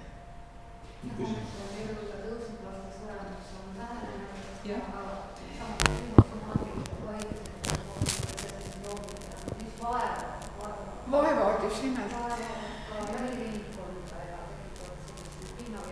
Absoluutselt ja tähendab ühesõnaga minu arvates seda stressi on hästi palju ja tähendab ja muidugi on ka see, et minu arvates, kui ma vaatan meditsiinisüsteemi, on ka see, et muidugi esiteks meil on väga väike rahvaarv, nii-öelda arstide praktika võimalus on suhteliselt selle võrra ilmselt tagasihoidlikum. Haruldaste haigustega on natuke rohkem probleemsem ja millegipärast on selline arusaam ka, et ühesõnaga, et arst on süüdi, et ühesõnaga, et arst peab alati nagu lahendama 100% kõik probleemid, et ta peab nii-öelda inimesi tervelt tagasi andma, aga meditsiinisüsteemis töötanuna ma paraku tean, et see kahjuks alati ei ole võimalik, ei aita lilled, kommikarbid ega ka kõik muu meelehea, mis tuuakse, et lihtsalt on niimoodi paraku. Et see on hästi keeruline. Kahe poole kuskil A-poole teekood. Nii. Et sa mitu korda rõhutasid, et sa oled skeptik. Joo olen. Ja ma olen skeptiku suhtes ja küsin nüüd kohe, et mis tähendab, mille suhtes? Et ei ole ju skeptik niisama. Ei, absoluutselt. Ja B-pool oleks siis niiviisi, et kuidas skeptik suhtub inimestesse, kes usuvad Jumalasse. Hakkame oma poolest, et miks ma skeptik olen. Minu jaoks, mis see tähendab, ma suhtun alati kahtlevat, kui mulle hakatakse võru keeles öeldakse midagi väga innukalt pähe määrima. Ühesõnaga a la maailma juhtivad meedikud, ühesõnaga ma ei lähe kunagi kaasa nagu selliste moevooludega või et kui kusagilt nüüd tuleb mingi imeasi, et siis tuleb padavai, et mul on see geen, on mul täiesti organismis puudu. Et kui kusagil on mingi nii hurraa, et umbes, et nüüd teeme kõik seda, nüüd peame niisugust dieeti, nüüd on mingisugune moeravim, me teame ka seda, eks ole, et jumal, andke mulle nüüd andeks, kell on nii palju nagu ta on, eks ole, 60 rahustikasedatel, eks ole, mis nad kaasa tõid, mis kunagi näidati meil ka seda antropoloogilist filmi, kus sündisid jäsemeteta ja puudulikult arenenud jäsemetega. Just, ja pluss, eks ole, TTT, mis lendas üle minu lapsepõlve selle.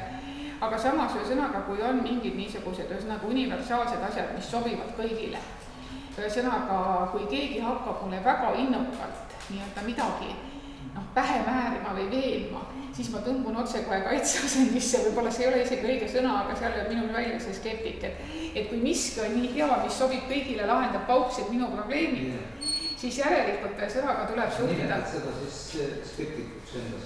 Seda ma nimetan kindlasti skeptikuks. ega selle ongi üsna raske on vahet teha minu jaoks, et kus see on. Et teadlane peab olema natuke skeptik igas mõttes, et kui keegi väga innukalt ühe sõnaga või näeb selle asja nagu ainult ühte külge, et näiteks mingisugusel nähtusel, ravimil, situatsioonil on ainult plusspool, et ükski asi ei saa olla läbinisti positiivne, et tal kindlasti on ka mingisugused kas või ravimi kõrvaltoimed ja mis sellised asjad, et võib-olla isegi õigem oleks öelda, see skeptik on allikakriitika. Et ma vaatan, et kes räägib, mida räägib, mis kogemused tal on ja kahtlemata ka see on skeptik, et kui ma ka meditsiinialal olen midagi kirjutanud, siis ma olen alati oma tuttavad meedikud rakendanud ette ja öelnud, et kuule, vaata läbi, et ega siin ei ole mingisugust lollust. Et seda haridust on tegelikult, et vaadata asja nii-öelda läbi meedikupilgu, et seda mul on hästi natukene ja ma ei ole sugugi, tähendab selles mõttes seda meelt, et sellest piisab. Praegusel ajal peab ju olema pigem ettevaatlik just klassikas meditsiini suhtes, mis ravifirma teenistus on olnud. Skepsis seal on väga asjakohane. See on niimoodi, et jälle ma jään selle juurde, nagu ütles Papa Kreuzfeld, et kui mingid asjad on järelproovitud, nagu näiteks arvutiprogramm, siis ma ei tunne vajadust teda vahetada. Senikaua, kuni need ravimid näiteks, mida ma tarvitan, lahendavad minu probleemid, siis ta võib minu ninale joosta edasi-tagasi, ega ma ei reageeri. Et aga siis, kui mul tekib tarvidus millegi järele, siis ma hakkan vaatama, et ma kaalun, et miks seda teist või kolmandat asja. Siis äkki valjutud kriitik, sellepärast sa tahad teada, et mis sa ikka, kas sa saad placebo või saad tulemusi? Jah, see placebo on natuke alati, eks ole, et kui sa ikkagi tõsiselt usud, et see aitab, et eks ta vist natuke aitab pisut rohkem kaasa. Tead sa, mis protsessid placebo on kaasat leiavad? Ma ei oska seda niimoodi kirjeldada, et see kõlaks usutavalt, et mul on oma perearstile, ma vahel ütlen ka, et ühesõnaga, et anna andeks, mina kirjutan sulle nüüd nagu korporist, eks ole, et ma ei oska seda nii kirjeldada, nagu kasutatakse. Aga see on see sinetusjõud, eks ole, ma usun, siin on see, mis jõud käivitab. Väga ilus meditsiini pärimuslik tekst. Valge missionär Aafrikas ja annab siis Aafrikas seal ühele mustanahalisele, milleks on poliitiliselt korrektne öelda, ühesõnaga valge mees annab siis tabletid talle ja kui ta mõni aeg hiljem temaga kohtub, küsib, et kuidas on, et kas tabletid aitasid ka selle tõve vastu. Ja see must mees patsutab kotikesele oma kaelas, oi väga hästi, aga mul siin. Et minu arvates see seletab just nimelt, et kuidas ma usun, et kuidas see tarvitab. Ja ma olen kokku puutunud ka inimestega oma lähikonnas, kes väga armastavad tablette ja ma olen aeg-ajalt testinud nende peal väga jõhkralt ja andnud kõige tavalisemat kaltsiumi, kuidas aitab. Ta ei usu, kuidas aitab peavalu vastu kõige tavaliselt, ta lihtsalt teab, et kui oli siin sealsed tsitromoni sõltlus, millest me ühe sõnaga, ma ei teagi, kas ja kui palju me oleme üle saanud, aga nõukogude ajal oli see niimoodi, et enamike naiste jaoks oli see elementaarne, et seda võeti niimoodi peoga. Ja siis, ühesõna, ei tea. Ta oli intrigeeriva tapus. Aga nüüd küsimuse B-pool. Nii. Kus jumalast ja kas sa ise usud jumalat ja kuidas skeptik? Jah, tähendab selles mõttes, et mul ei ole häbi tunnistada, et mina olen selline, ütleme, tavaline Eesti luterlane. Ja ma usun seda sellepärast, et maailmas on väga palju asju, mida me ei suuda seletada. See on täpselt samamoodi, nagu ma ei suutnud röntgeni laborandis nõukogudeaegste aparaatiga töötada, seletada ühesõnaga, et miks ei pea vanem olema näiteks seal vahel või kuidas ta peab. Et on asju tõenäoliselt meie maailmas, mida me ei suuda seletada. Ja mida rohkem ma tean sellest maailmast, kuidas see toimib, seda rohkem minus tekitab kummastust, kuidas see kõik siin üldse võimalik on. Et ühesõnaga see on mingil tasandil, kui hakata vaatama uurima kosmoloogiat, kui võtta elu tekkimise juhuslikkust, kui võtta kõiki neid protsesse, siis kahtlemata seal kusagil tuleb piir ette. Et ei suuda seda piisavalt seletada. Me pidevalt avastame nii-öelda kosmoloogias ju asju, mida me tegelikult ei tea. Seega. Kuidas see lõppformuleering on, et jälle see sama selline... Jumalasse on nõukogude ajal mingisse diagnoositud. Näha, kuidas see praegu välja tuleb. Kuidas ma välja tulen, kas mul on diagnoos või ei ole? Inimese usk Jumalasse on punkti. Jah, see on, eks ole, see on harimatuse tunnus, see on rumaluse tunnus, see on mis iganes. Niimoodi? Jah. Aga võib-olla harimatult rumal, ma ei oska, tähendab, selles mõttes on ta hästi keeruline, sellepärast et slaavlane ise on tegelikult palju rohkem usklik kui ühesõnaga Nõukogude ideoloogia, kui me võtsime toonased NLKP või kuidas see oli kommunismi ehitaja 10 käsku, siis palun öelge, mille poolest need erinesid sellest, mis oli piiblis kirjas, eks ole. Ma olen absoluutselt sellega nõus piiblis, näiteks muuseas väga tähelepanuväärne oli see, mis nüüd välja tuli, et kui õigeusklikud ütlesid, et kõige olulisem piiblist või 10 käsust on ära tapa, siis eestlased arvasid, et ära varasta. Et ma olen absoluutselt seda meelt, et inimene ei pea tapma, ta ei pea valetama, ta ei pea varastama, ta peab austama oma vanemad, mul ei ole nende vastu mitte, ühesõnaga see on kuidagi normaalne aktsepteerida. Aga ma arvan seda, et ühesõnaga ma ei suuda kontrollida kõiki protsesse maailmas ja need protsessid ei piirdu ainult ühesõnaga minu eksistentsiga siin selles aegruumis ja praegu. Et isegi kui ma suudan seda bioloogiliselt ära põhjendada, et ühesõnaga, kuidas ma siia nii-öelda bioloogiliselt tekkinud olen, siis filosoofiliselt on see ikkagi keeruline. Mis nimetatakse agnostikuteks, et näiteks nagu otseselt jumalat ei usu, aga usuvad, et miski siiski on olemas. No jah, vaat see miski on jälle see, et ma ei tahaks selle miskiga nõustuda, sellepärast, et see miski on Eesti kultuuriruumis kohutavalt minu meelest devalveerinud, et me kõik usume miskit näiteks, ühesõnaga nagu ma tavatsen öelda. Jah, et see on ka, ma arvan, et see on ka kaitsereaktsioon, sest inimesed kardavad seda, et kui ma seostan ennast mingisuguse usuga, siis keegi tuleb ja näitab näpuga, et sa ei ole ju ometi, eks ole, kuidas sa oled ju haritud inimene. Et on elus on väga palju sellist määramatust, on sellist juhuslikkust, mida on väga raske nagu teaduslikult seletada. Ma toon niisuguse näite. Seepärast lähevad väga paljud teadlased, kõrged teadlased, füüsikud ja musuteadust õppima. Just. Millel põhineb väide? Millel põhineb, et ma vähemalt mõnda tean. Selleni, et mida rohkem nad õpib, nagu seda rohkem nad mõistavad, et peab olema. Uuringud on näidanud just, et füüsikud on kõige vähem usklikud. Nii et meil on vastuolulised andmed. Aga mul oli lugu rääkida. Ja mul oli lugu rääkida, aga läks ma mõtlen, millega seonduvalt see lugu nüüd tuli. Katsume meelde tuletada minu arvukatest lugudest, milline nendest konkreetselt. Aga kui ta jääb ka rääkimata ei ole sellest mitte miskita, kus me jätsime pooleli, et ühesõnaga see oli see religiooniga seonduvalt, maailmaga seonduvalt, millest me jõudsime. Tuli meelde, et ühesõnaga ka minu enda pisikeses lühikeses elus on olnud selliseid asju, mida on üsna raske nagu mõistusega seletada, umbes peaaegu nagu see kassikäppade karvade kasvamine või soov kindlasti prussakalt tõrjuda kadu neljapäeval, et ma olin niisugune väikene siblik ja loodushuviline ja lapsena mina armastasin ka talvel panna lindudele toitu. Ja tuli siis sinna missuguseid rähne tuli ja puukoristajad tuli ja porre tuli ja mina pidasin seda linnuvaatuse päevitut ja sain koolis kiita ja olin kõrvust tõstetud ja käisin niimoodi maapinnast kui palju meetrit kõrgemal, eks ole, plikanatt oli tähtsust täis. Aga minu vanaema vaatas seda kõike niisuguse pinguga ja ütles, et tead, et see ei ole hea asi. Et metsalinnud tulevad maja lähedale. No vot on selline vana Eesti rahvauskumus, et kui niisugused metsalinnud tulevad koju või koju satuvad, eks ole, olevused, kes nagu koduringi ei kuulu, siis nad toovad kaasa halbu sõnumeid. Ja paraku oli niimoodi, et kevadel oli meil järjest 2 matust. Üks läks minu Läti vanatädi, temal oli niimoodi, et tollel ajal nõukogude aeg oli nagu ta oli, eks ole, kõik me inimesed on ekslikud ka meedikud, tal diagnoositi düsenteeria, aga lahkumine näitas soortekeeldu ja kui soortekeeldu ravida nagu düsenteeria, siis võib-olla karta laseb, et nagu väga pikalt neid päevi anta, eks ole. Et oli nagu 2 matust järjest ja palun andke mulle nüüd see katsegrupp. Ja ma olen seda näidet hästi palju loengus rääkinud, et öelnud, et tõenäoliselt on ka see, mis seda usundilist pärimust kinnitab, et kui sa oled ise ka midagi samalaadset kogenud, ja sa tead nagu, et niisugused uskumused on olemas, et ole siis, eks ole, kena inimene ja seleta see asi mulle nüüd nii-öelda teaduslikult ära, et mina tunnistan, et mina tõmbasin käpad lõua alla ja ütlen, et ega ei oska küll. Et see jääb nagu kummitama mingi hetk või ühesõnaga sellised juhused, kokkulangevused, midagi, mida sa tead, ühesõnaga, et kas siin hakkab mängu intuitsioon. Et ühesõnaga sa lihtsalt tead.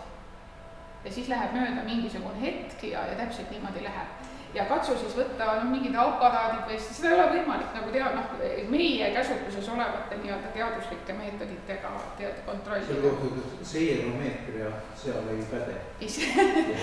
Või kui vaadata, eks ole ka seda, et kui palju tegelikult inimesed usuvad, siis teine lugu ka veel, ootasin mina Narva maanteel trammi rõõmsalt, et koju sõita ja vaatan, kuidas läheb siis üle selle võidutatud eeslik, läheb must kass, niisugune tore geneetiline sündmus, saba püsti, kass ilusti järgib liikluseeskirju. Jääb seisma must auto, seisab raja ees ja ootab nii kaua, kui järgmine auto mööda sõidab. See assa süda, et folkloristil peab alati olema kaasas sesinane kaamera. Et saaks loengus näidata, eks ole, et ilmnevad usulise käitumise, et kui mammi läheb kepiga, siis ta kindlasti ei oota ega ei pea. Aga kui läheb must kass üle, et siis ikkagi vaatad. Või kui ka tead, et siis ikka aega, et niimoodi jälgid, et kas ta läheb põue või ta läheb põuest välja või ühe sõnaga, või kui on näiteks pingeline tööperiood, siis vaatad selle järgi, et kes sulle vastu ja mõtled, jumal hoidku, eks ole, täna siis ilmselt töö juures jälle käib see kamm edasi. Et sa püüad nagu tegelikult ka mingite märkide abil võib-olla saada kontrolli nende sündmuste üle, mille üle sul tegelikult kontrolli ei ole, sest inimene tunneb ennast turvalisemalt, kui ta suudab kontrollida neid sündmusi, mis ta ümber toimuvad. Ja siis olgu või näiliselt, eks ole, just nimelt. Et see tagab teatud sellise kindla, ega ilmaasjata ei ütle, et mõni inimene on rohkem kontrollifriik kui teine. Et mõnel inimesel võtab asju nii-öelda lõdvalt, kuidas see öökatus oli meil, et lase vabaks.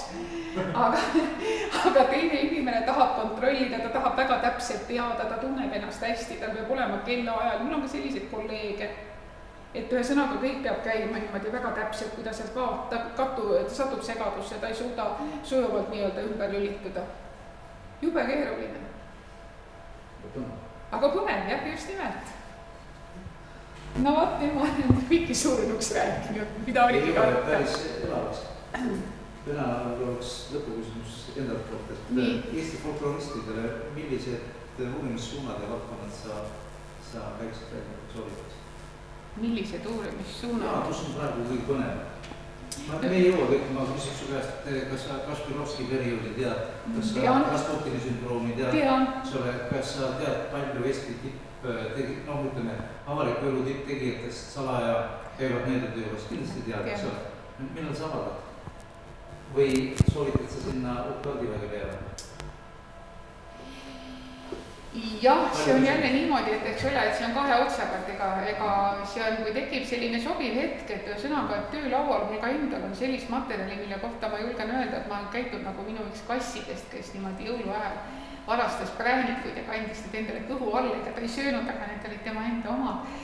Et selliseid mõtteid on, eks ole, et vaadata, et see peab natukene distantseeruma, aga see on jälle sellega seotud, et mis nii-öelda etise skaalal hakkab tooma linnukesi, sellepärast, et tuleb ühelt poolt õigustada formaalselt oma olemusolu ja siis teisalt tegeleda natuke selliste sisuliste asjadega, sest et kui ma siin Eestis ka ütlen, et meil oleks näiteks tarvis surma- ja kultuurikeskust, nagu seda on Oxfordis või kusagil, et siis vaadatakse nagu lollakat, eks ole, aga samas surmaga seotud käitumine, need käitumispraktikud, mis 20 aasta jooksul on toimunud, need peegeldavad väga olulisi muutusi ühiskonnas laiemalt ja täpselt samamoodi nagu tervisekäitumisega, et mida ma nagu huviga praegu jälgin, on kõik võimalikud noorte emade foorumid ja nende arusaamad. Selle peale ma tavaliselt ikka teen väikse sellise palderääniga kohvi, kui ma olen seal tükk aega luusinud. Et nagu tekib küsimuse sõnaga, et täiesti uskumatuid asju küsitakse.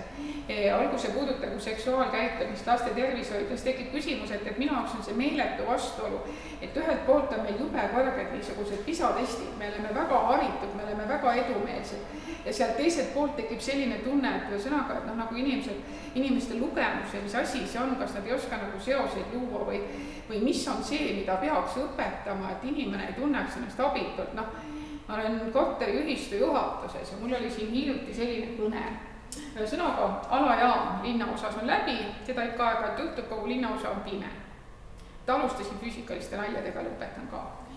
Linnaosa vaatan aknast välja, et linnaosa on pime, selge ja sõnaga pane telefon valmis, jalamaid ja otse kohe kõik eestikeelsed maja elanikud mulle helistama, venekeelsed hakkavad venekeelsele, eks ole, 5 liikmele helistama. Nii, ja alajaam on läbi, eks ole, ühesõnaga valgust ei ole, no läheb, üks ütlesid, et 2-3 tundi, no pange igaks üks vaim valmis, et 4 tundi pole elektrit. No kuulge, teate, meil on ühistuspalgal elektrik, tema võiks ka midagi teha, me peame siin 4 tundi pimedas istuma. Ma olin öelnud, et alajaam on läbi ja linnaosa on pime. No mõtlesin, mis asja ma taga teen, ma ei saa ju saata inimest kohe ühesõnaga B-tähega kohta. Kas te viimasel ühistu koosolekul olite? Ei olnud, jube kahju, oleks pidanud olema, vaat me just ütlesime kõigile ühistu liikmetele, et olge head, et võtke see aeg, et käige kord laupäeval Balti jaama turul ära, et igaüks vähemalt 1 3-liitrise purgi jagu elektrit toob koju. Et kui meil on siin see tuulepealne maa, et kui elekter ära läheb, siis on purgist kodust võtta. Et pärast seda see noormees läheb minust niisuguse kaarega mööda, ma ei taha tema nahas olla. No, alajaama riket ei tee püstaku onu, kes parandab lüliteid. Ja sa mõtled, et kullamees, sa oled koolis õppinud tõenäoliselt füüsikat, sa oled 30 ja pluss. Ja sa tuled mulle vanale naisele ajama peast, sellist teksti, eks ole, et mis koht nagu see on, millega inimene mõtleb. Kas sa oled kindel, et sa adekvaatselt reageerisid? Arvan küll, jah. Äkki ta tahtis su külge lüüa? Olen. Ma olen absoluutselt kindel, et ma reageerin alati adekvaatselt niisuguses olukorras, mis täpselt nii. Ei, ma saan aru, aga sellised... Sa mõttes, et alajaam on alamaa elektrida oleks ülejäänud hetkel. No jah, võib-olla tõesti. Et ühesõnaga ma puutun nagu pidevalt selliste asjadega nii palju kokku või näiteks ühesõnaga keskkonnakorralduses, et no see on nüüd allikas, eks ole. Et jah, see meil on kuu mõju tõmbab seda vett, eks ole, päeval, et vaat ainult tänu sellele see allikas tuleb maa peal. No aga või tähendab see öösel, päeval ju kuud ei ole. Ei no kuu võime on nii tugev, et päeval on ka mõtlesin kullakene, aga niimoodi iga nädal, et varsti on see allikas niimoodi ulatab kuuni või iga päev niimoodi natukene sikutab. Et ühesõnaga, need on sellised, kus sa tunned, et sa ei saa nagu argumenteerida. Et ma ei oska öelda, millel see tuleb, et minu meelest siin ei ole usuga nagu midagi pistmist. See, kas inimene millessegi usub või usu, aga see on just nimelt see, et kuidas ta nagu selle maailmast, mis meil siin palli peal on, kuidas ta nagu selle toimimisest ja loodusseadustest aru saab. Ja vahel on natuke korrab küll. Mul on see õudne. Meil on Facebookis kogukond, mille pealkiri on ettevaatust, meditsiin, tähelepanu, tõhus ravi. Ja ma sirvisin seda, kus on küsimus, ema küsib, palun abita umbkaudu teadusest, eks ole, kes seal on, ja probleem oli lapsed oli üsna tõsine, see oli siis B12 vitamiini puudus. Krambid. Ja ta ei soovi meditsiiniga tegeleda, palun nõu. No mis te soovite? Kastrullit, kannu, kruusi? Mida seal soovitati? Mingisuguseid lubasid? No tõepoolest, eks ole. Aga teatud vanuses laps ubel nagu ei... Aga kui see noor ema oleks toksinud sisse ja uurinud, mida tähendab B12 omastamatus või puudus organismis, mida see tegelikult tähendab? Et kas nad isegi juba trotsist nad ei loe teaduspõhist meditsiini, haiguste kirjeldusi. Ma ei saa ka sellest olla, kuhu see viib? No aga see ongi see, millele mina olen hästi tõsiselt mõelnud, ongi see, et sõnaga, et meie teadus tegeleb sellega, et me püüame saada neid rahvusvaheliselt, eks ole, kõrgelt kodeeritud artikleid, aga sisuliselt oma rahva harimine on jäänud inimeste hooleks, kellel ei ole nagu teadmisi ja kes võib-olla mingisuguseid oma isiklikke ebameeldivaid kogemusi meditsiinisüsteemiga elavad välja, nad on töötanud nii-öelda selle vastu midagi, et see on nagu selline ka, et ega mul on ka ausalt öeldes ka selliseid näiteid, kus ma olen mõnikord mõelnud, et kuidas see Lindgrenil oli, et aga võib-olla võtta ka mõne teise lapse harjutamiseks. Et mul oli väiksel poisil oli, siin oli tarvis korraks, siin oli ka kodalik pisikene, oli kodalik enteroviirust, kiirabi, et ilmselge, et tahab pilti saada, eks ole. Eks mul mure oli, tema saamine oli natuke raske ja mu oma perearst ütles ka, et ma näen esimest korda, et sa lähed lolliks, tavaliselt sa teadsid mulle, kuule, ma kuulasin, mulle tundus, et kopsud on puhtad, kui sul on aega, tule läbi. Nüüd on lapsel punn ja nüüd ühesõnaga tõmbab iga väiksema asja peale toru. Ja noh, mulle oli muidugi, et noh, laps joksendas, eks ole, ja oli noh, et kas tuleb ja siis vererõhk kõrge, ninast verd jookseb. Tuleb niimoodi pereaastat, no, emal jookseb mida veel, ja jookseb nii, emal ei haigekassa kaart on. Mõtlesin, aga kui emal ei ole, mis on, paneme kausi alla. Et ühesõnaga, et noh, sellised ebameeldivad kogemused võivad olla ja ma arvan ka, et väga paljudel puhkudel on põhjustatud ka sellest, et ühesõnaga arstide koormus on suur. Ja nagu ma ütlesin, ma olen väga lühikest aega meditsiinisüsteemis töötanud ja kui tuleb selline tegelane, kellel hea meelega nii, et vana pedagoogika kombel tahaks öelda, aga samas ei saa, eks ole, sest tal on vapšie ploha, et tegelikult sõnaga on mingisugused muud sotsiaalsed lahendamata probleemid, mida ta püüab läbi meditsiinisüsteemi mingil moel korrastada, aga ta võtab minu käest seda aega, mis mul kulub tegelikult inimese jaoks, kellel on tõsine probleem. Poeg sõitis, koroonusolves sõitis Tallinnas kiirabi vanem poeg. Sõjakas tegi ära sõjameediku paberid ja ütles mulle ka, et tead fossiil, et see on täitsa hämmastav, kuidas kiirabi kutsuvad need, kellele tahaks sinu kombel öelda, et kuule, lõpusta ennast kuidagi teisiti ja see inimene, kellel tegelikult on vaja ja väga kiiresti vaja, see kutsub väga viimase minuti ja siis sageli jääb hiljaks. Et noh, et väga erinevad on, eks ole, et väga erinevatel puhkudel. Ja kui tal on endal olnud mingisugune ebameeldiv kogemus meedikutega, no mina mäletan samamoodi nõukogudeaegset sünnitusmaja, vabariigiaegset sünnitusmaja, ka oli mõtteviisid, olid radikaalselt need samad inimesed, kes mulle rääkisid ühte juttu, rääkisid 10 aasta pärast pisut teist juttu ja nii oligi. Aga et kui tal on kogemus see negatiivne või mingi selline, siis tekib hirm natuke. Või see ongi see, kuidas loodus reguleerib, et? Suur tänu, Harju Kõivapuu, lõpetame tänaseks ja loodetavasti kohtume taas ka teiega, head skeptikud.